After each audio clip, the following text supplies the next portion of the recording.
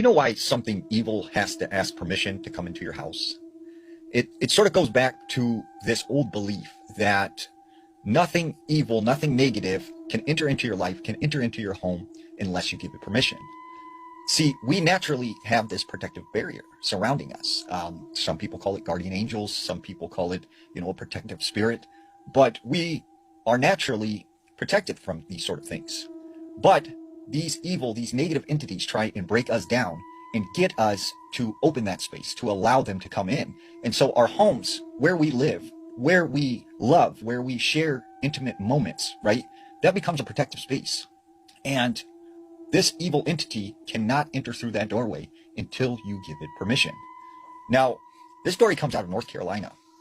There was this woman who said when she was a young girl, she grew up in a small home up in the Appalachian Mountains.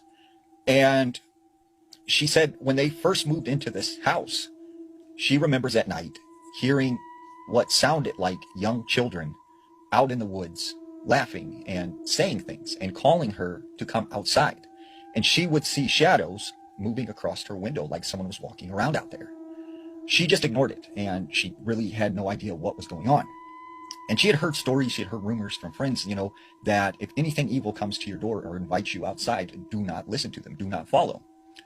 Well, this one particular night, her parents left her in charge of watching her brothers and sisters.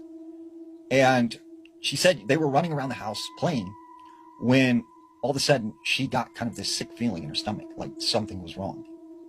And she said her brother started screaming and started freaking out and crying. And she's like, what's going on? Like, what's wrong? And he says, they're coming for us. Like, they're going to get us. They're coming. And she's like, what are you talking about? Who's coming? And he just kept saying, like, they're coming. And all of a sudden they hear boom, boom, boom, like a knock at the front door. So she runs over to the window and she looks out. And she said at the front door was this young boy, with an old-timey haircut and wearing sort of like this blue jacket and blue pants with these like black boots.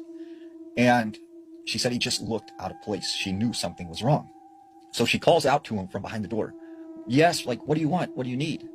And she said this boy responded, please let me in. Please let me in. And she's like, no, I'm not supposed to open the door. Mom and Dad are gone. Like, I can't open the door for you. And he's like, please, it's cold. Let me in. And she said, no, you're going to have to go somewhere else. I'm not opening the door.